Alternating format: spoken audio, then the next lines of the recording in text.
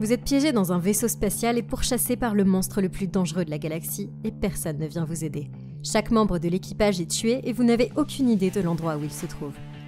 Vous devrez survivre à des parasites extraterrestres, donner naissance à des monstres tout droit sortis de vos cauchemars et échapper à la parfaite machine à tuer avant que le vaisseau spatial n'explose. Que faire quand un extraterrestre inarrêtable veut vous assassiner brutalement? Je vais vous expliquer les erreurs commises, ce que vous devriez faire et comment battre le xénomorphe dans le film Alien. Ces capsules pourraient aussi bien être des cercueils. Cet équipage d'astronautes vient de se réveiller après des mois de cryo-sommeil et est impatient de revenir sur Terre après un long travail dans l'espace. Ils savourent leur premier repas depuis des mois lorsque le capitaine Dallas reçoit un appel de l'ordinateur du vaisseau et ce sont des mauvaises nouvelles à partir de maintenant. Le reste de l'équipage se dirige vers le cockpit pour savoir où ils sont et ils découvrent qu'ils sont très loin de la Terre et que le vaisseau s'est arrêté dans un système stellaire complètement différent. Ils sont trop loin de chez eux et il n'y a personne pour les aider. L'équipage se réunit dans la cuisine et le capitaine révèle qu'ils ont été réveillés pour enquêter sur un mystérieux signal provenant d'une planète voisine. Aucun membre de l'équipage ne veut y aller, mais Ash leur dit que c'est dans leur contrat, et en tant qu'officier scientifique, il doit s'assurer des protocoles du vaisseau. S'ils n'enquêtent pas, la compagnie ne leur paiera pas leur part, et avec leur salaire pris en otage, ils acceptent tous d'aller vérifier. Ok, ces gars auraient clairement dû lire les petits caractères parce que lorsqu'une petite règle comme celle-ci peut vous priver de plusieurs mois ou années de salaire, c'est une mauvaise affaire, peu importe qui vous êtes. Mais s'il s'agit d'une mission de sauvetage, il y a un problème encore plus important, parce que ce vaisseau n'est pas conçu pour accueillir des étrangers. Pour l'instant, ils ont un équipage de 7 personnes, mais chaque chambre cryogénique est utilisée. Et je ne partage pas ma cabine de couchage avec un alien pendant 10 mois. Bon, sauf si c'est Gamora.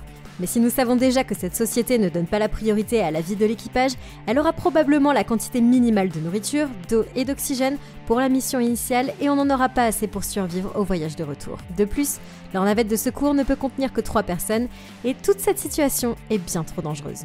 J'essaierai d'effacer toute trace de la transmission du système informatique du vaisseau et je continuerai le voyage de retour sur Terre en cryo-sommeil. Tout le monde ici est un travailleur indépendant qui essaye de gagner sa vie. Et quand vous travaillez pour une entreprise de plusieurs milliards de dollars qui n'en a rien à faire de vous, vous devez prendre tout ce qui est à votre portée pour vous protéger de la méchante corporate. Il se dirige vers la lune de la planète d'où provient la transmission. Mais lorsqu'ils se posent à la surface, ils découvrent que leur atterrissage rocheux a endommagé le vaisseau. Après s'être remis de leur accident, ils essayent de contacter le diffuseur du signal, mais il n'y a pas de réponse par radio et tous les autres canaux sont morts. Ils se dirigent vers le paysage extraterrestre pour trouver l'emplacement du signal, mais le capitaine ne se doute pas qu'il les mène droit à la mort. Ils atteignent finalement la source et l'équipage est stupéfait de découvrir que le signal provient d'un vaisseau spatial extraterrestre en ruine. Et alors qu'ils se rapprochent, le vaisseau perd la connexion avec leur caméra corporelle.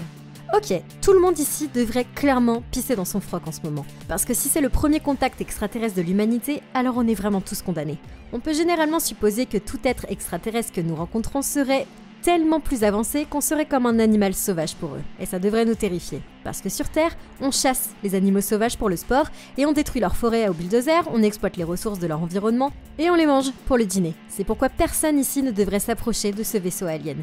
C'est un risque bien trop grand et ça a une chance raisonnable de nous faire tuer, nous et notre race entière. Cependant, s'il y avait un moyen pour vendre l'humanité, ce serait carrément celui-là, parce que l'idée d'être le premier homme à marcher à bord d'un vaisseau alien est une expérience trop cool pour la laisser passer. Et je rassemblerai des informations et je les ramènerai sur Terre où je deviendrai riche et célèbre pour avoir apporté au monde notre première rencontre avec des extraterrestres. En enquêtant sur le vaisseau, l'équipe grimpe dans une pièce massive où ils trouvent un alien géant mort fusionné à une chaise et les os de la poitrine de la créature sont tordus comme si elle avait explosé de l'intérieur. Kane trouve un trou dans le sol et demande aux autres de l'aider à le vérifier. Ils le descendent dans un puits et il explore cette grotte où il trouve un amas d'œufs recouvrant le sol. En s'approchant pour les inspecter, il remarque qu'il y a quelque chose de vivant à l'intérieur et que ça bouge. Soudain, le sommet de l'œuf s'ouvre et lorsqu'il regarde à l'intérieur, une créature saute et s'accroche à son visage. L'équipe d'éclaireurs se précipite vers la navette et parvient à traîner le coéquipier blessé jusqu'au vaisseau. Ils doivent faire soigner le blessé immédiatement. Mais lorsque Ripley découvre qu'un organisme inconnu s'est attaché à l'un des membres de l'équipage, elle refuse de les laisser entrer. Elle ne va pas risquer la vie de tout le monde, mais Ash prend les choses en main et ouvre la porte, les condamnant tous. Ok, c'était vraiment un coup bas. Cette nana allait laisser 3 de ses membres d'équipage sur une planète alien pendant 24 heures afin de suivre le protocole, et c'est exactement la bonne chose à faire parce qu'ils mettent la vie de tout le monde en danger. Plutôt, le capitaine s'est servi du règlement pour obliger tout le monde à enquêter sur la balise de signalisation, faute de quoi leur part et leurs bénéfices seraient retenus. Maintenant, ils veulent briser les règles pour quelque chose qui va mettre en danger tout le monde dans le vaisseau. C'est extrêmement hypocrite, mais on peut aussi utiliser le livre des règles contre lui. Je voudrais souligner que le fait d'emmener une forme de vie inconnue à bord, ça met en danger la cargaison qui appartient à la compagnie qui le transporte. Et c'est pas seulement mauvais pour leur vie, c'est aussi mauvais pour le business. Le premier milliardaire sera très probablement celui qui réussira à extraire des marchandises de l'espace, et aujourd'hui, la Station spatiale internationale a coûté 150 milliards de dollars à construire. Donc ce vaisseau et les marchandises qu'il transporte pourraient très bien valoir des centaines de milliards de dollars. Et je veux pas être tenu responsable de ce genre de pertes parce que j'ai pas suivi le protocole. Alors je menacerais de les dénoncer à l'entreprise, de retenir leur salaire parce qu'ils mettaient en danger la propriété de l'entreprise. Cet homme connaissait les risques lorsqu'il a signé pour la mission, et il est temps qu'on l'accepte tous et qu'on le laisse se débrouiller seul dehors. À l'infirmerie, il coupe le casque de l'homme et trouve la forme de vie alien attachée à son visage. Il est toujours vivant, mais personne à bord n'a jamais vu ça auparavant. Ash essaye de retirer une des griffes de l'alien, mais la queue se resserre autour de sa gorge. En le plaçant dans le scanner pour en savoir plus, il découvre que l'étreinte du visage a inséré quelque chose dans sa gorge. On dirait que ça pompe l'oxygène directement dans son corps.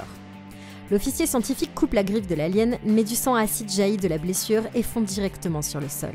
Sortant en courant de l'infirmerie, le capitaine se précipite vers le pont inférieur avec le reste de l'équipage et constate que le sang a fondu à travers plusieurs étages du vaisseau. Il réalise que le sang de la créature est un acide super fort et qu'il n'y a aucun moyen de couper l'étreinte du visage sans blesser quelqu'un ou d'endommager le vaisseau. Ok, cette créature est bien trop dangereuse pour être expérimentée et on va devoir utiliser autant d'informations circonstancielles que possible pour découvrir ce qu'est cette chose, ce qu'elle fait et comment la tuer avant qu'elle ne nous tue. Heureusement, il y a beaucoup d'informations qu'on a déjà à notre disposition pour les utiliser contre cette chose. Tout d'abord, il est raisonnable de supposer que cette créature agit selon l'instinct de survie de l'évolution et qu'elle s'attache au visage de quelqu'un pour se nourrir, se reproduire ou se défendre. Mais on peut en fait éliminer une de ces options parce que si elle nourrit l'homme avec de l'oxygène pour le maintenir en vie, alors ça contredirait un acte d'autodéfense. Ça signifie que l'alien utilise l'autre pour se servir d'un besoin biologique et donc la meilleure façon d'attaquer cette chose, c'est d'attaquer l'humain auquel il est attaché.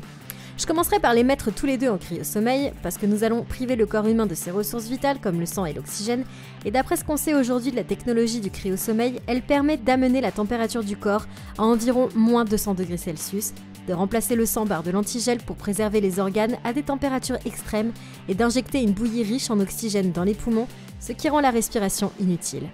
Ce processus le maintient en vie tout en étant effectivement mort, mais toutes ces choses réunies pourraient suffire à toxifier l'hôte humain pour qu'il soit plus désirable pour l'extraterrestre comme source de nourriture ou de reproduction, et il le lâchera. Nous savons également que le climat naturel de cette chose nécessite un environnement humide parce que lorsqu'ils ont trouvé le nid d'œuf, cet homme a remarqué qu'une couche de chaleur les protégeait. Donc en abaissant la température à moins 200 degrés, ça pourrait tuer la créature par hypothermie et geler son sang acide à l'intérieur de son corps pour qu'il ne puisse pas s'écouler.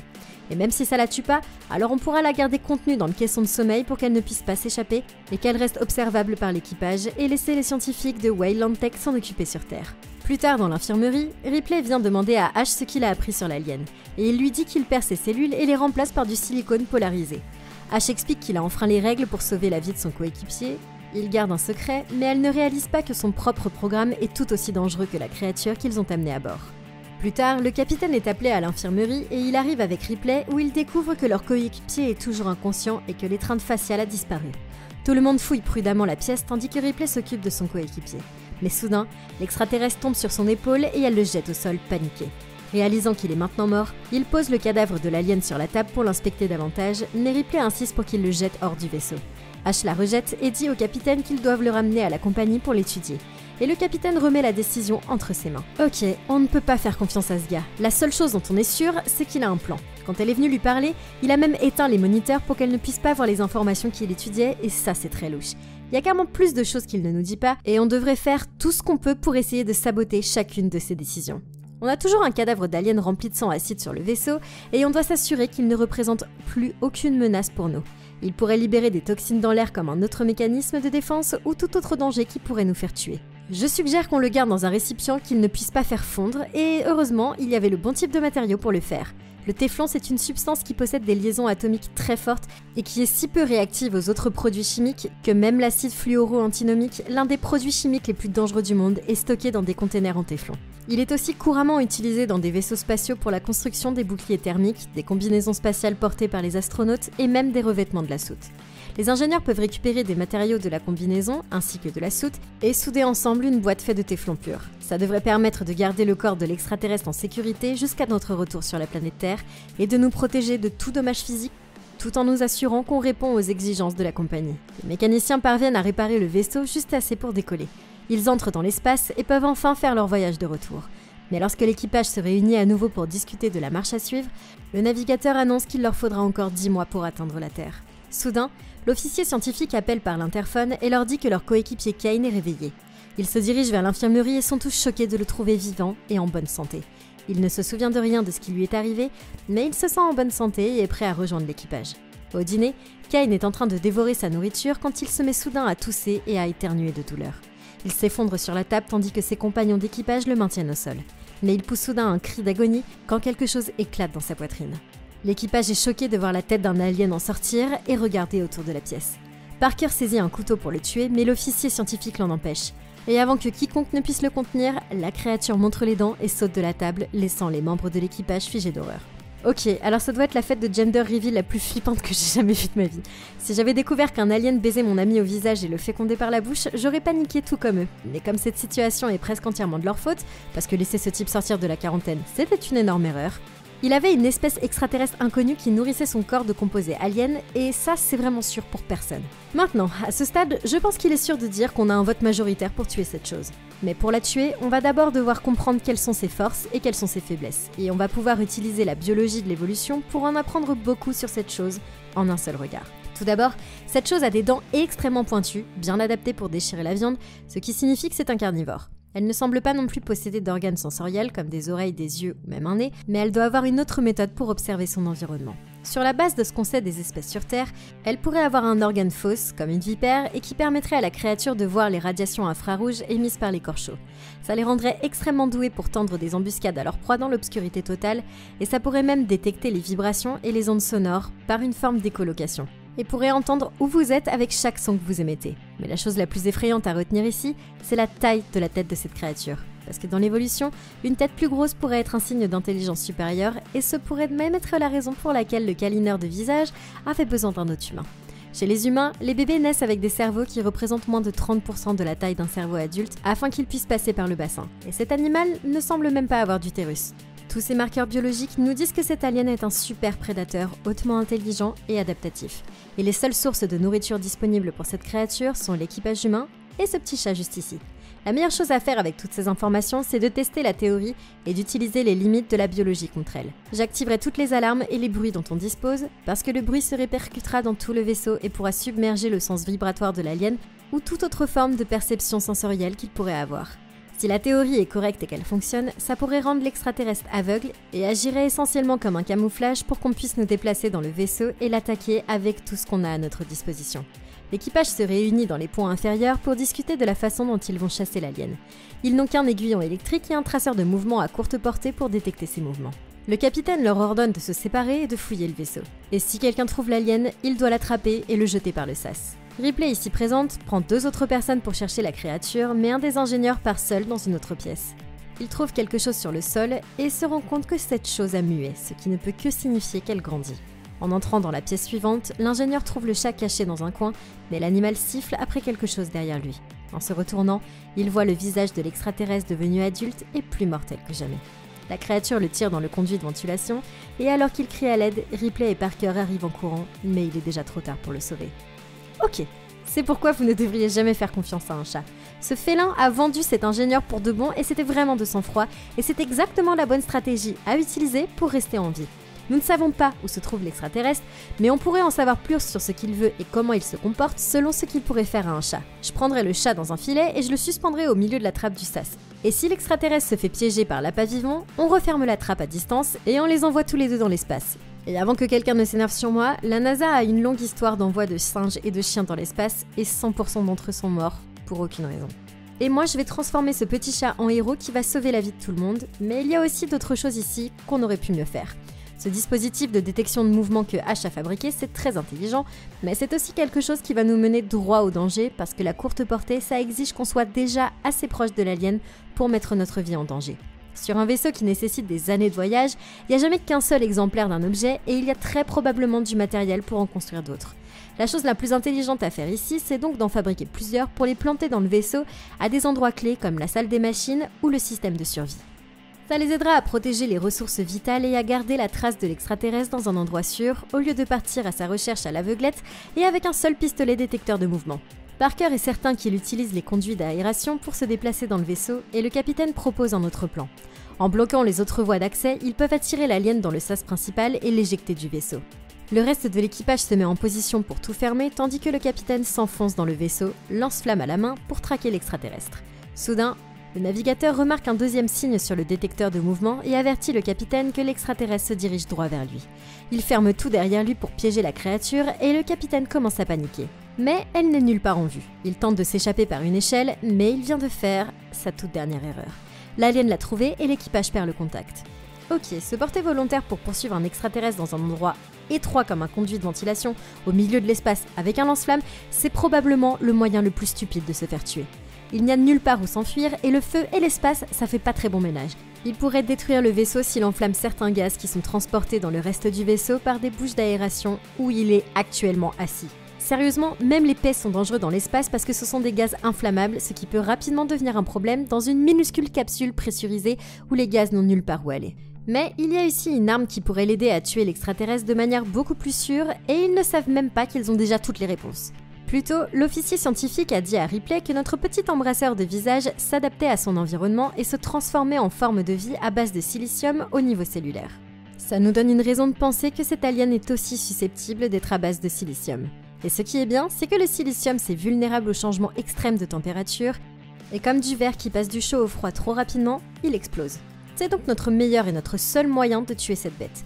Nous avons les outils parfaits pour accomplir ça parce que l'espace est un environnement d'extrême. Heureusement, l'extincteur standard d'un vaisseau spatial est rempli de dioxyde de carbone liquide et fonctionne à une température glaciale de moins 55 degrés Celsius. Maintenant, on va pouvoir utiliser un lance-flamme en toute sécurité parce qu'il peut brûler jusqu'à 815 degrés. Mais on pourrait éteindre les flammes immédiatement avant d'endommager une partie du vaisseau. Et ça nous donnerait les conditions de température extrême pour tuer cet alien et le briser en morceaux. Avec la mort de leur capitaine, l'équipage discute de ce qu'ils doivent faire, et Ripley prend les choses en main en suggérant de s'en tenir au plan du capitaine, mais la navigatrice est terrifiée. Elle ne veut pas rester plus longtemps sur ce vaisseau, et l'ingénieur refuse de partir sans tuer l'alien. Cherchant des réponses, Ripley entre dans la salle des ordinateurs et demande comment tuer l'alien, mais découvre que les informations sont classifiées et réservées à l'officier scientifique. Déterminée, elle passe outre l'ordinateur et découvre que Ash a reçu l'offre de ramener l'extraterrestre à la compagnie à tout prix. C'est alors qu'il apparaît soudainement à côté d'elle et que la femme le pousse contre le mur, réalisant que c'est de sa faute si ses coéquipiers sont morts. Elle quitte la pièce et tente d'entrer en contact avec les autres, mais tous les canaux sont coupés et la porte est fermée. L'officier scientifique ne veut pas qu'elle s'échappe. Ok, Bilbo Saquet ici présent commence à montrer son vrai visage, et je n'aime pas ce côté de lui. La société lui dit littéralement de donner la priorité à la survie de l'extraterrestre sur la vie de tous les autres, y compris la sienne. Mais le fait qu'il continue à suivre les ordres signifie qu'on ne peut pas le raisonner. La seule façon de survivre à ça, c'est de le convaincre qu'on est tous de son côté. Et je dirais et je ferai tout ce que je dois faire pour rester en vie sur le moment, même si ça signifie se lier d'amitié avec l'ennemi. Une fois qu'il nous aura tous libérés, je ferai part de cette information à l'équipage parce qu'on aura la force du nombre à utiliser contre lui. Et clairement, je vois pas de meilleure solution que de le tuer.